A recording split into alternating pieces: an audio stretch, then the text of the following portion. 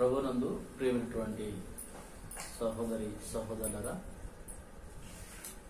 ఈ యొక్క సమయంలో దేవుని నామమును స్తుతించేటువంటి విధానంలో ప్రార్థన అనేటువంటి భాగాన్ని గురించి మనం మాట్లాడుకుందాము. ఈ యొక్క ప్రార్థన గురించి మనం వివరించుకునే ముందుగా తండ్రి అయిన దేవుణ్ణి ప్రార్థించి దేవుని యొక్క సహాయంతో లేఖన భాగాలను పరిశీలన చేసుకుందాము. ప్రార్థన.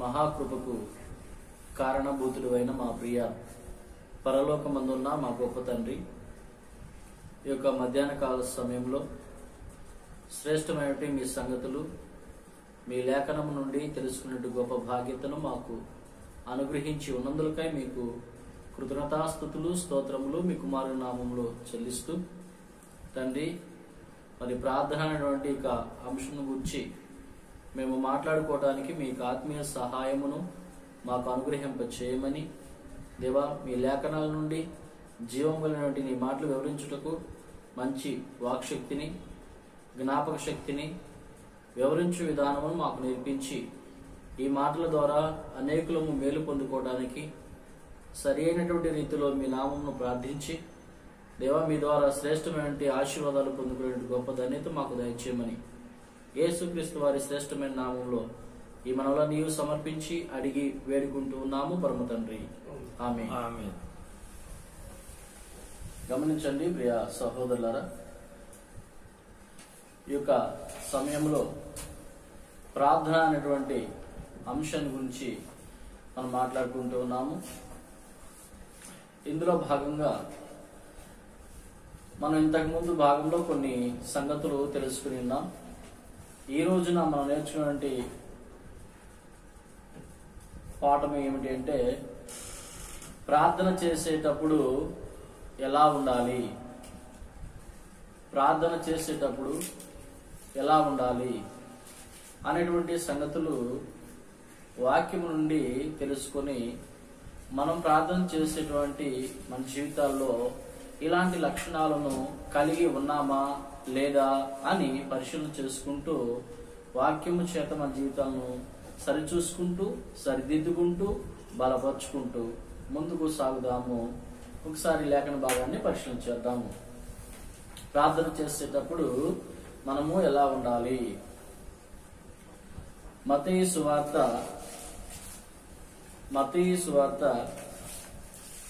26వ అధ్యాయము, మత్తయి సువార్త 26వ అధ్యాయము 39వ వచనాన్ని చదువుకుందాము. మత్తయి సువార్త 26వ అధ్యాయము 39వ వచనాన్ని చదువుకుందాము. కొంత దూరము వెళ్ళి సాగిలపడి నా తండ్రి సాధ్యమైతే ఈ గిన్నె నా యొద్ద నుండి తొలగింపు, ఆయనను నా ఇష్ట ప్రకారము కాదు నీ చిత్త ప్రకారమే కానిమ్ము అని ప్రార్థించెను. చాలండి. ఇక్కడ ప్రార్థన చేసింది ఎవరు అంటే ప్రభువైన యేసుక్రీస్తు వారు తండ్రి అయిన దేవునికి ప్రార్థన చేశాడు. ప్రార్థన చేసేటప్పుడు ఆయన ఎలా ఉన్నాడు అంటే సాగిలపడి ప్రార్థన చేసాను అనేటువంటి ఆ యొక్క భాగాన్ని మనం ఇక్కడ చూసాము. కాబట్టి ప్రార్థన చేసేటప్పుడు మనం ఎలాగో ఉండి ప్రార్థన చేయడం అనేది అదంత భావ్యమైనటువంటి పద్ధతి కాదు. కానీ ప్రార్థన చేసేటప్పుడు మన జీవితంలో ఒక మంచి లక్షణాలను కలిగి చేయటము మనకు ఆశీర్వాదకరంగా ఉంటుంది.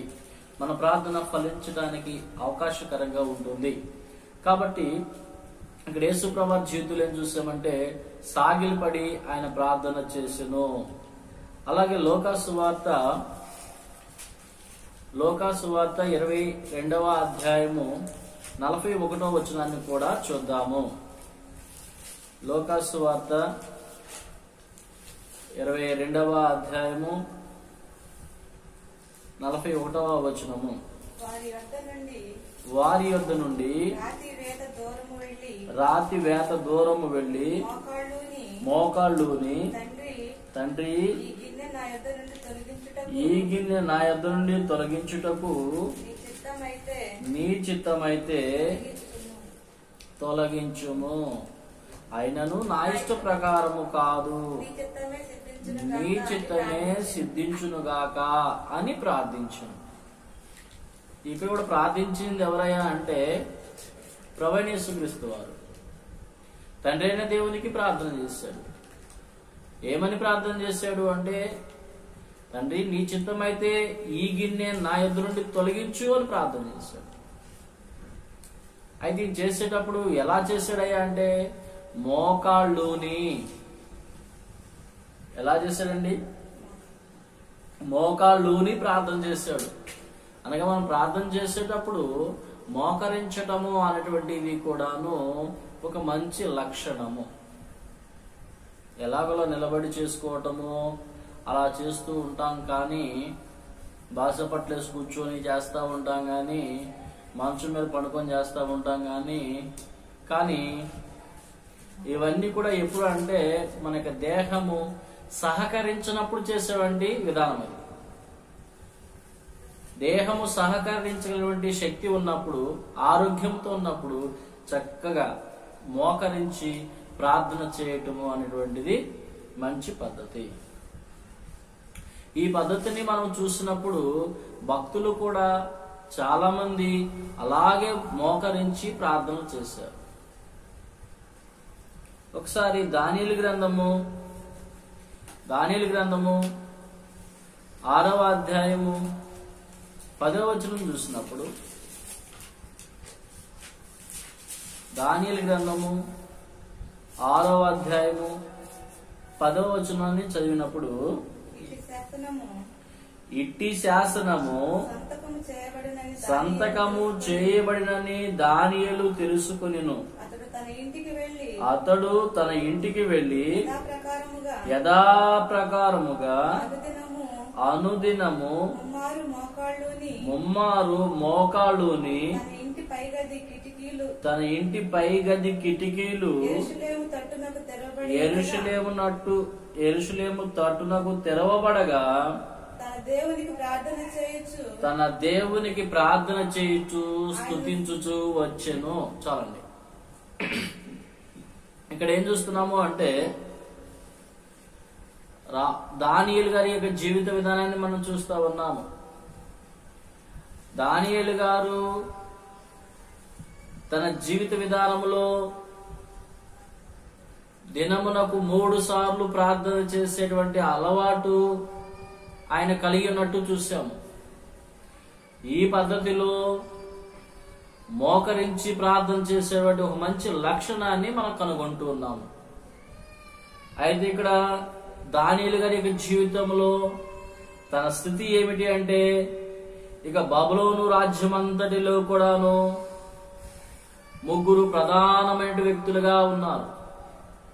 ఆ 3లో కూడాను దానియేలు ముఖ్యమైనటువంటి వ్యక్తిగా ఉన్నాడు. అంటే రాజ్యమంతటిలో కూడా మొదటి స్థానము రాజుగారి తర్వాత దానియేలుదే అన్నట్టుగా ఈ వచనాల ప్రకారం చూసాము. అయినా సరే అంతగా ఎదిగినప్పటికీ కూడా ఆయన యథావిధిగా అంటే తన జీవితంలో మోకరించేటువంటి పద్ధతిని ఎప్పుడైతే నేర్చుకున్నాడో, ఎలా కొనసాగిస్తూ ఉన్నాడో, తన జీవిత స్థితిగతులు హెచ్చింపబడుతూ ఉన్నప్పటికీ ఆ పద్ధతిని మార్చుకోలేదు. అంటే మనం ఎంతగా ఎదిగినప్పటికీ దేవుని దగ్గర మోకరించడం అనేటువంటిది ఒక మంచి లక్షణం.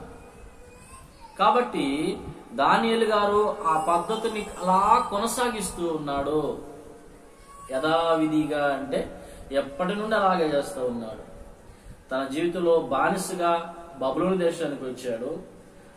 రాకముందు అలాగే చేశాడు, వచ్చిన తర్వాత అలాగే చేశాడు. నెబుకద్నెజరు జీవితంలో ఒక అధికారిగా హెచ్చింపబడ్డాడు, అప్పుడు అలాగే చేశాడు. దర్యావేషు రాజ్యంలో ఇంకా పై అధికారిగా 3వ అధికారిగా హెచ్చింపబడ్డాడు, అప్పుడు మోకరించి చేశాడు. ఇక్కడ దర్యావేషు జీవితంలో మనం చూస్తున్నాము, ఇంకా మొదటి స్థానానికి వెళ్ళిపోయాడు. మొదటి స్థానంలో కూడాను మోకరించే ప్రార్థన చేస్తా ఉన్నాడు. స్థితిగతులు మారుతూ ఉన్నాయి కానీ ప్రార్థన చేసే విధానంలో మాత్రం మార్పు లేదు. ఇక్కడ ఆశ్చర్యకరమైనటువంటి మరొక విషయం ఏమిటంటే ఇట్టి శాసనము చేయబడినను అన్నాడు. అంటే ఇక్కడ ఏ శాసనం ఉంది అంటే ఎవరైనాను 30 రోజుల పాటు ఎవరి దైవమునకైనను ప్రార్థన చేసినట్టు కనబడితే అతడు తీసుకువెళ్లి సింహాల బోనులో వేయబడును అని శాసనం చేయబడింది. అంటే ఇప్పుడు దానియేలు గారు దేవునికి ప్రార్థన చేసినట్టు కనబడితే సింహాల బోనులో వేయబడతాడు. ఈ సంగతి తెలిసి కూడా మోకరించి ప్రార్థన చేశాడు. కాబట్టి వీరిని బట్టి మనం నేర్చుకోవాల్సింది ఏంటయ్యా అంటే ప్రార్థన చేసేటప్పుడు దేహము సహకరించగలిగిన శక్తి ఉంటే మాత్రము తప్పక మోకరించి ప్రార్థన చేయటం అనేది ఒక మంచి లక్షణం. ఇదే విషయాన్ని అపోస్తుడైన పౌలు గారి జీవితంలో చూశాము.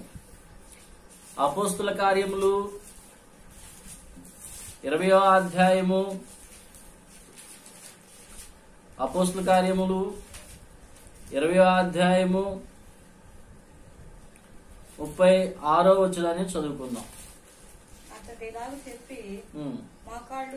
మోకాళ్ళుని వారందరితో ప్రార్థన చేసెను. చాలండి. ఇక్కడ అపోస్తులైన పౌలు గారు తన శిష్యులతో కలుసుకున్నాడు. వారితో చెప్పిన మాటలు ఏంటంటే, నేను ఈ సమయంలో యెరూషలేముకు వెళ్తా ఉన్నాను. యెరూషలేముకు వెళ్ళిన తర్వాత అక్కడ నాకు భయంకరమైనటువంటి శ్రమలు రాబోతున్నాయి, హింసలు రాబోతున్నాయి. ఆ పరిస్థితుల్లో నేను చనిపోయినా చనిపోవచ్చు.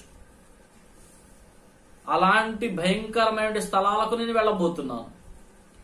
మరి అలాంటి పరిస్థితుల్లో నేను మరలా తిరిగి వస్తానని, మిమ్మల్ని చూస్తానని నాకైతే ఆశ లేదు అనేటువంటి సంగతులు చెప్పాడు. అలాంటి పరిస్థితుల్లో కూడాను, అలాంటి బాధాకరమైన పరిస్థితుల్లో కూడాను ఆయన అన్ని సంగతులు చెప్పిన తర్వాత ప్రార్థన చేసేటప్పుడు తను పాటించిన మంచి లక్షణం ఏమిటయ్యా అంటే మోకరించి ప్రార్థన చేసెను. కాబట్టి ప్రార్థనలో మోకరించడం అనేటువంటిది కూడా ఒక మంచి లక్షణం. 21వ అధ్యాయము 5వ వచనం కూడా మనం చూసినప్పుడు అవే సంగతులు మనం ఇక్కడ చూస్తూ ఉంటాము. ఇక్కడ కూడా పౌలు గారు మోకరించి ప్రార్థన చేసి వారి యొద్ద సెలవు పుచ్చుకుని వెళ్ళిపోతా ఉన్నాడు. పరిస్థితులు ఏవైనా కావచ్చు, మోకరించి ప్రార్థన చేయటం అనేది మంచి పద్ధతిగా మనం చూస్తున్నాం.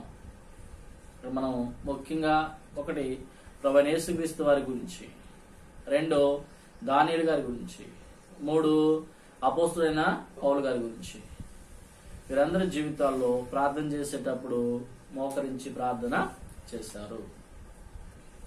2వ పద్ధతి ఏంటంటే మన చేతులు జోడించి ప్రార్థన చేయాలి. 2వ పద్ధతి ఏంటండి? మన చేతులు జోడించి లేదా నమస్కరించి ప్రార్థన చేయాలి. ఇది కూడా మంచి పద్ధతి. దేవుడు మనకిచ్చినటువంటి అవయవాలను మనం దేవునికి నమస్కరించడానికి ఉపయోగించాలి. హెబ్రీయులకు రాసినటువంటి పత్రిక 12వ అధ్యాయము, హెబ్రీయులకు రాసిన పత్రిక 12వ అధ్యాయము 12వ వచనం. కాబట్టి వడలిన చేతులను సడలిన మోకాళ్ళను బలపరచుడి. చాలండి. ప్రార్థన చేసేటప్పుడు చేతులు కూడాను మనము జోడించవలసిన పరిస్థితి ఉంది. దేవునికి నమస్కారము చేయటం అనేటువంటిది ఒక మంచి పద్ధతి. మనం ప్రార్థన చేసేటప్పుడు సహజంగా కొంతమందిని పరిశీలన చేసినప్పుడు కొన్నిసార్లు మన జీవితాల్లో కూడాను తెలిసి తెలియనటువంటి అనుభవంలో మన చేతులను వెనక తట్టు పెట్టుకునే పరిస్థితులు కొన్నిసార్లు చేతులు ఇలాగా వదిలేసి చేసినటువంటి సందర్భాలు ఇలాగ చేసాము. అయితే వాక్యాన్ని పరిశీలన చేసినప్పుడు చేతులను నమస్కరించి ప్రార్థన చేయటము, చేతులు జోడించి ప్రార్థన చేయటము, లేదా చేతులు ఎత్తి ప్రార్థన చేయటము అనే పదాలు చూస్తూ ఉంటాం. కనుక ప్రార్థనలో చేతులెత్తి ప్రార్థన చేయటం కూడా మనం నేర్చుకోవాలి. గమనించండి, చేతులు ఎత్తడము అంటే కొంతమంది ఇలా ఎత్తాలి అని చెప్పేసి దీన్ని హైలైట్ చేస్తూ ఉంటారు. కానీ అలాగ పైకి ఎత్తాలి అనేటువంటి విషయం అయితే లేదు, చేతులు ఎత్తడం అని ఉంది. గమనించండి, మనము వాడేటువంటి పదాలలో ఎత్తుట, లేవనెత్తుట అని 2 పదాలు వింటా ఉంటాం. ఎత్తటము, లేవనెత్తటము. లేవనెత్తటము అనే పదాన్ని చూసినప్పుడు మనం పూర్తిగా ఇలా ఎత్తుతూ ఉంటాం. ఎత్తటం అనేటువంటి పదాన్ని చూసినప్పుడు మనం ఇలా అన్నా ఎత్తటమే, ఇలా అన్నా ఎత్తటమే, ఇలా అన్నా ఎత్తటమే. వీటన్నిటిలో ఇలా అనేటువంటి పద్ధతిని చూసినప్పుడు ఇది ఇంకా వినయంగా కూడా ఉంటుంది. నమస్కరించడం అనేది మనం వినయానికి భావంగా తెలియజేస్తూ ఉంటుంది. కాబట్టి ప్రార్థన చేసేటప్పుడు మోకరించాము, రెండోది చేతులు జోడించి నమస్కరించి ప్రార్థన చేసుకోవటము చాలా వినయంగా కూడా ఉంటుంది. ఇది గమనించాలి. అందుకని ఎబ్రిల్ రాసిన పత్రికలో మనం చూస్తాం ఇదే పదాన్ని పౌలు గారు తిమోతితో మాట్లాడుతూ కూడా ఈ విషయాన్ని గురించి తెలియజేస్తా ఉన్నాడు. తిమోతి, నువ్వు ప్రార్థన చేసేటప్పుడు గాని, నువ్వు సంఘంలో ప్రార్థన చేయించేటప్పుడు గాని పురుషులు ప్రతి ఒక్కరు కూడాను చేతులెత్తే ప్రార్థన చేయాలని చెప్తాడు. తిమోతి రాసినటువంటి మొదటి పత్రిక 2వ అధ్యాయము 8వ వచనము. తిమోతి రాసిన మొదటి పత్రిక 2వ అధ్యాయము 8వ వచనము. కావున ప్రతి స్థలమందును పురుషులు కోపమును సంశయమును లేనివారై పవిత్రమైన చేతులెత్తి ప్రార్థన చేయవలని కోరుచున్నాను. చాలండి. ఇక్కడ ఏం చెప్పొచ్చాడా అంటే ప్రతి స్థలమందు కూడాను ప్రార్థన చేసేటప్పుడు పురుషులైన ప్రతి ఒక్కరు కూడాను కోపము లేకుండా ఉండాలి, సంశయములు లేకుండా ఉండాలి. పవిత్రమైన చేతులెత్తి చక్కగా ప్రార్థన చేయమని చెప్తున్నాను. కావున ప్రార్థన చేసేటప్పుడు మన చేతులు కూడా ఏకీభవించేలా ఉండాలి. తర్వాత మనం విషయాన్ని చూస్తూ ఉన్నప్పుడు ప్రార్థన చేసేటప్పుడు మనం ఎలా ఉండాలి అంటే రోమిలికి రాసిన పత్రిక 12వ అధ్యాయము 12వ వచనం. రోమిలికి రాసిన పత్రిక 12వ అధ్యాయము 12వ వచనం చూద్దాము. నిరీక్షణ గలవారై చదవండి. సంతోషించుచు శ్రమయందు ఓర్పు గలవారై ప్రార్థన యందు పట్టుదల కలిగి. చాలండి. 3వ విషయం ఏంటంటే ప్రార్థన చేసేటప్పుడు పట్టుదల అనేది ఉండాలి. నేను ఇదిగో ప్రార్థన ద్వారా ఈ కార్యాన్ని జయించగలుగుతున్నాను, ఈ కార్యము జయించేంత వరకు నేను ప్రార్థన చేయటము మానను అనేటువంటి ఒక పట్టుదల ఉండాలి. ప్రార్థన చేస్తున్నాము అంటే వచ్చేసినాయి కదా 4 మాటలు, తెలిసినాయి కదా కొన్ని లక్షణాలు అని చెప్పి మోకరించి నమస్కరించి మనసు నిలబెట్టకుండాను ప్రార్థన ఏదో 2 మాటలు చేసేసి ఆమెన్ అయితే అవుతుంది లేకపోతే లేదు అన్నట్టు కాదు. అవ్వాలి. ఇది అన్నీ అయ్యేంత వరకు నేను ఇదిగో మరలా ప్రార్థన చేయాలి అనే ఒక పట్టుదల కావాలి. యేసుప్రభువారు దీనికి ఉపమానంగా ఒక విషయాన్ని తెలియజేశాడు. ఒక విధవరాలు ఉంది, ఆమెకు తన ప్రతివాదికి ఒక సమస్య కలిగింది. ఒక న్యాయాధిపతి వద్దకు వెళ్ళింది. అయ్యా, నాకు నా ప్రతివాదికి న్యాయము తీర్చవా అని అడుగుతుంది. అడుగుతూ ఉన్నప్పుడు ఆ యొక్క న్యాయాధిపతి నేను నీకు న్యాయం చేస్తాను అంటున్నాడు, కానీ చేయటం లేదు. ఈమె ఆయన అడుగుతూనే ఉంది, ఆయన చేస్తాను అంటూనే ఉన్నాడు, కానీ చేయటం లేదు. అయితే ఈమె విసుగు చెందక ప్రతిరోజు ఆయన అడుగుతూనే ఉంది. అలా అడుగుతూ అడుగుతూ ఉండగా అతనికి ఒక ఆలోచన కలిగింది. నేను దేవునికి భయపడట్లేదు, మనుషులను లెక్క పెట్టట్లేదు, కానీ ఈ విధవరాలు నన్ను బాగా తొందర పెడుతూ ఉంది కనుక ఈమెకు త్వరగా న్యాయం చేయాలనుకున్నాడు. ఒక అన్యాయస్తుడైన న్యాయాధిపతి, అంటే పట్టు విడవక విసుగు చెందక ఆమె అడుగుతూ ఉండటం బట్టి అన్యాయస్తుడైన న్యాయాధిపతి యొక్క మనస్సే కరిగిపోయింది. మరి మన పరలోకపు తండ్రి న్యాయవంతుడై ఉన్నాడు.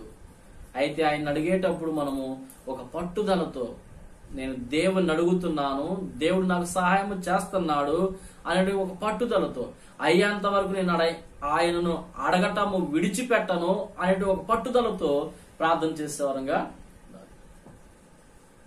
ప్రార్థన చేసేటప్పుడు ఎలా ఉండాలి అంటే పట్టుదలతో ఉండాలి. తర్వాత 4వదిగా మనస్సు నిలకడతో ప్రార్థన చేయాలి. మనస్సు నిలకడతో ప్రార్థన చేయాలి.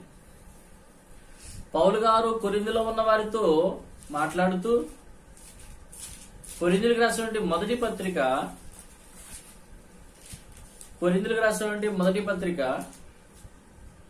14వ అధ్యాయము 15వ వచనాన్ని చూద్దాం.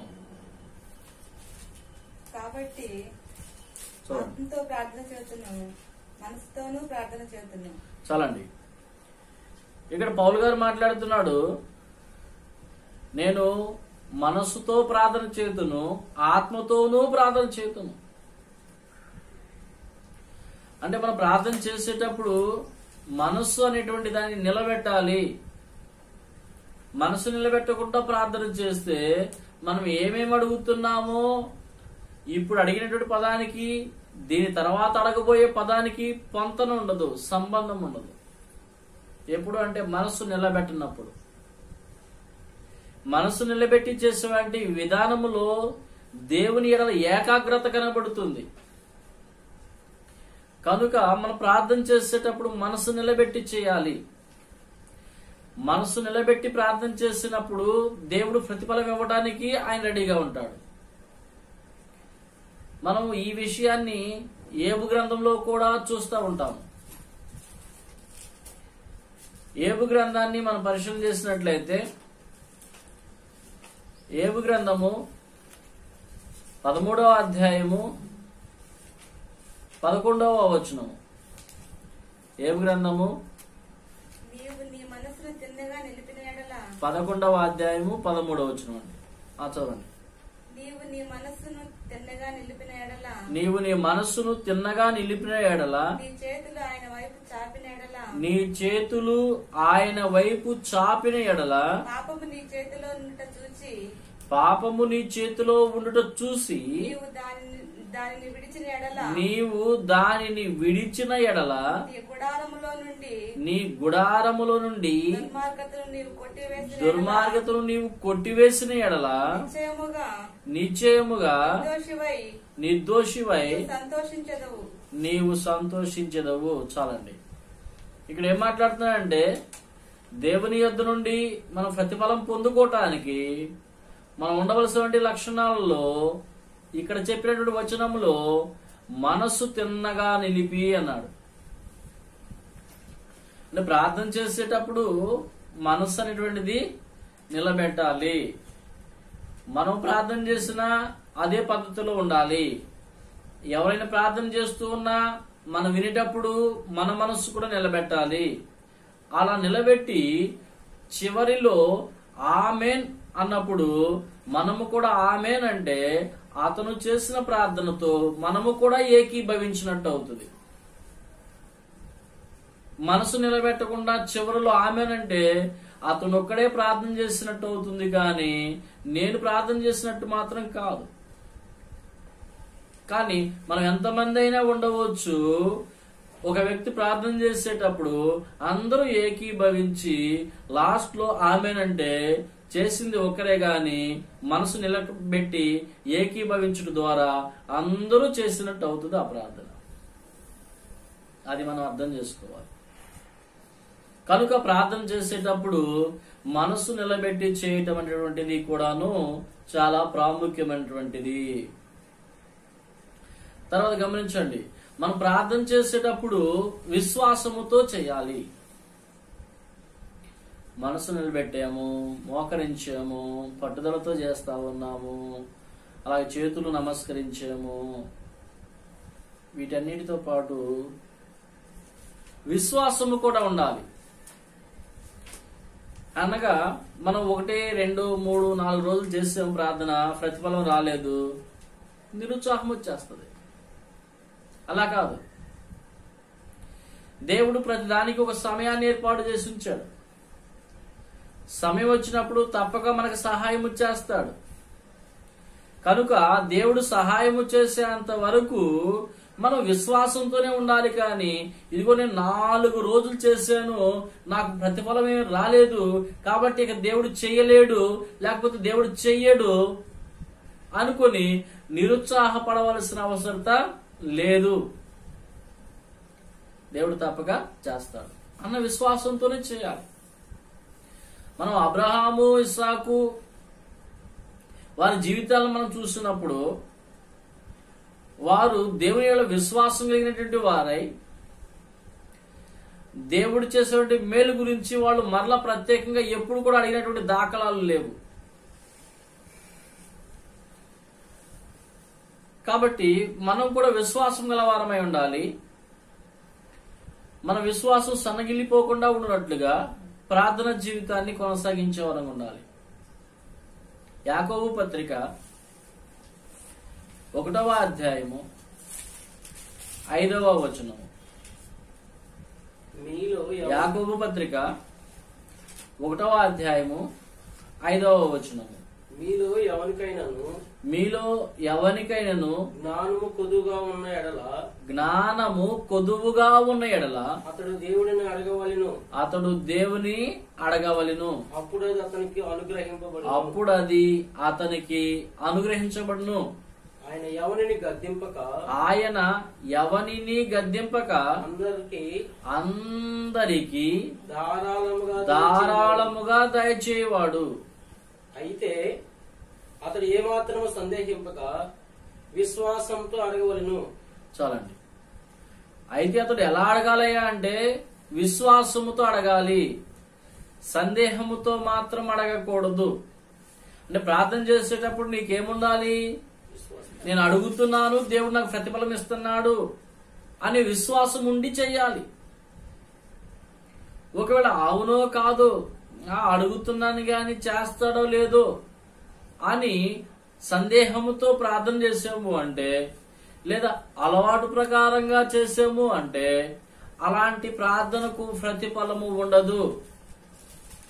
అతని గురించి కింద మాట్లాడతాడు, అతడు ఎగిరి పడుచున్న సముద్ర తరంగాలను పోలి ఉన్నాడు,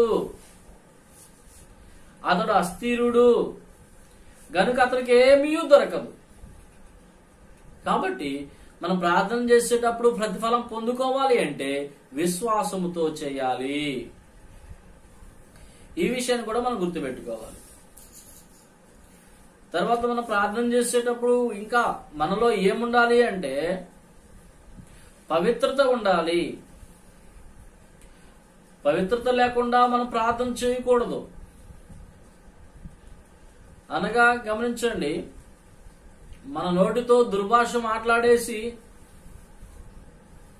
మరలా వచ్చేసి అదే నోటితో ప్రార్థన చేస్తే ఆ ప్రార్థనకు ప్రతిఫలము ఉండదు. కాబట్టి ప్రార్థన చేసేటప్పుడు మనలో ఏం లక్షణం ఉండాలయ్యా అంటే నోటిని జాగ్రత్త చేసుకోవడం కూడా ఉండాలి. యాకోబు పత్రిక 3వ అధ్యాయము. యాకోబు పత్రిక 3వ అధ్యాయము 8వ వచనాన్ని ఒకసారి చూద్దాం. ఏ నరుడును నాలుకను సాధు చేయనేరడు, అది మరణకరమైన విషముతో నిండినది, అది నిర్గరళమైన దుష్టత్వమే. దీనితో తండ్రి అయిన ప్రభువును స్తుతింతుము, దీనితోనే దేవుని పోలికగా పుట్టిన మనుషులను తెపింతుము. ఒక్క నోటి నుండి ఆశీర్వచనములు శాపవచనమును బయలు వెళ్ళును. నా సహోదరులారా, ఇలాగుండకూడదు. చాలండి. ఇక్కడ ఏం మాట్లాడుతున్నా అంటే నాలుకను సాధువు చేసుకోవాలి, కానీ నాలుకను సాధు చేయలేకపోతున్నాడు నరుడు. అలా ఉండి ప్రార్థన చేయకూడదు అని చెప్తున్నాడు. దాన్నింటి వివరించాడు కింద. ఏమంటున్నాడు అంటే, దీనితోనే దేవుని పోలికగా పుట్టిన మనుషుని శపిస్తూ మరలా దీనితోనే దేవుని స్తుతిస్తూ ఉన్నాం, దేవుని ప్రార్థిస్తూ ఉన్నాం. అలా ఉండకూడదు. అంటే మనం ప్రార్థన చేసేటప్పుడు ఎలా ఉండాలయా అంటే, మన నాలుకను సాధువు చేసుకొని ప్రార్థన చేయాలి. దానివల్ల పవిత్రత కలుగుతుంది మనిషికి. నోటి మాటను బట్టి ఇతడు దుర్జనుడా సజ్జనుడా, నోటి మాటను బట్టి ఒక వ్యక్తి మంచివాడా చెడ్డవాడా, ఇతడు పవిత్రుడా అపవిత్రుడా అనేది మాటను బట్టి తెలియబడుతూ ఉంది. కనుక మనిషి పవిత్రత కలిగి ప్రార్థన చేయాలి, అనగా నాలుకను సాధు చేసుకుని ప్రార్థన చేయాలి. ప్రార్థన చేసేటప్పుడు ఇది ఒక పద్ధతిగా మనం గుర్తించి మనం ఇలా ప్రార్థన చేస్తూ ఉన్నామా లేదనేటువంటిది గమనించవలసిన వారమై కూడా ఉన్నాము. మరొక విషయాన్ని మనం చూసి ముగించుకోవడానికి ప్రయత్నిద్దాము. కీర్తన గ్రంథము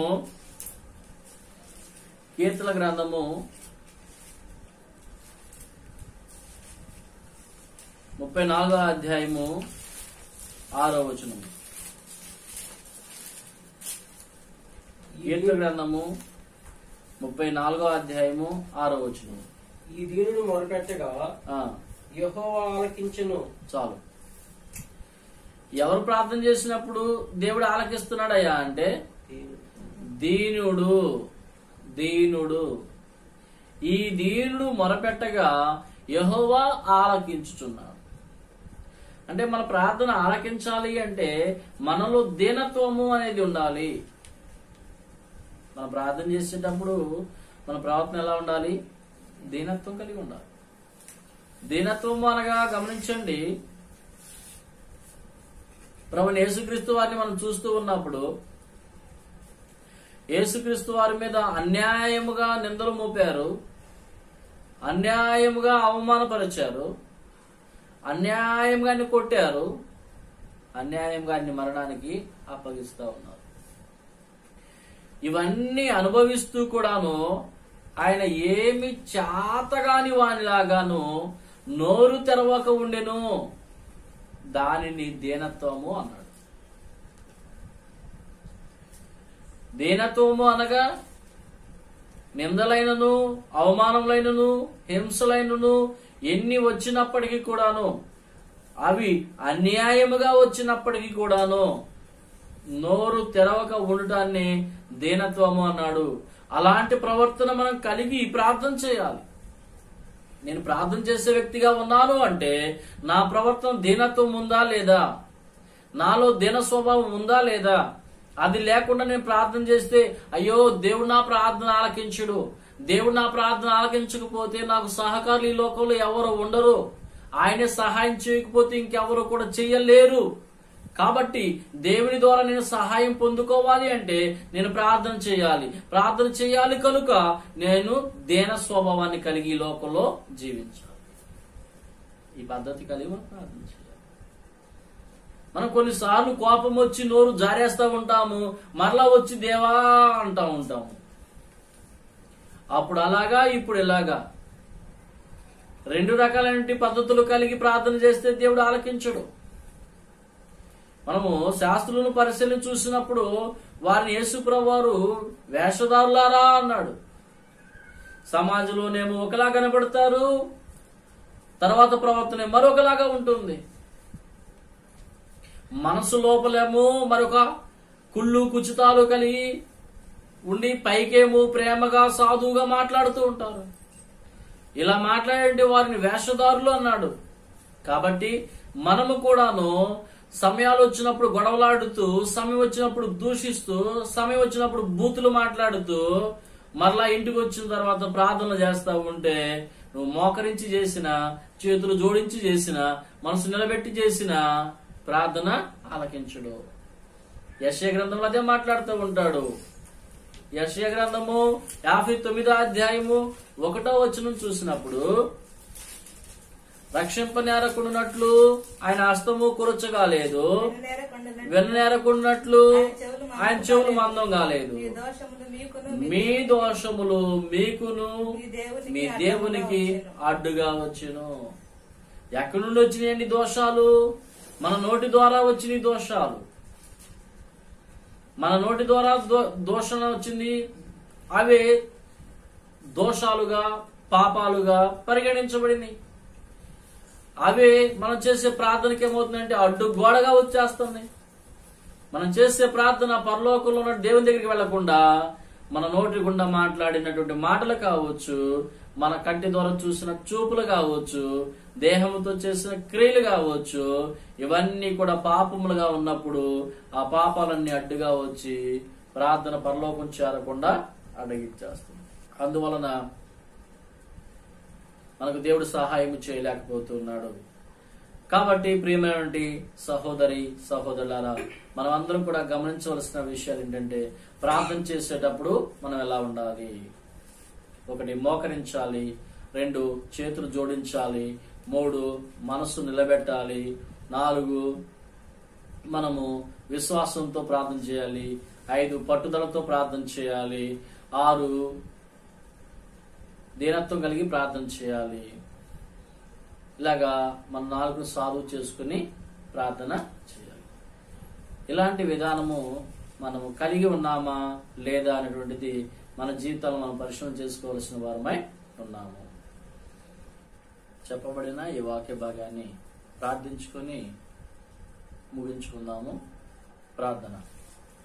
మహాకృపకు కారణభూతుడా, పరిశుద్ధుడా, మా గొప్ప తండ్రి, మీ నామమును బట్టి ప్రార్థించుటలో దేవా మేము ఎలా ఉండాలో ఇప్పటి వరకు ఈ వాక్యం ద్వారా మాతో మాట్లాడిన విధానం బట్టి మీకు కృతజ్ఞతాస్తుతులు స్తోత్రములు మీ కుమారుల నామములో చెల్లిస్తూ దేవా, ఈ రీతిలో మేమందరము కూడాను ప్రార్థన చేస్తూ ఉన్నామో లేదో మమ్మల్ని మేము పరిశీలించుకొని సరైన రీతిలో ప్రభావ సరిదిద్దుకొని మీకు ఇష్టపూర్వకమైన ప్రార్థనా విధానాన్ని కలిగి మిమ్మల్ని అడిగి మీ ద్వారా మా జీవితాలు గొప్ప మేలు పొందుకునే గొప్ప ఆశీర్వాదాలు దయచేయమని, మీరే మహిమ తెచ్చుకోమని క్రీస్తు వారి నామములో అడిగి వేడుకుంటున్నాము పరమ తండ్రి. ఆమేన్.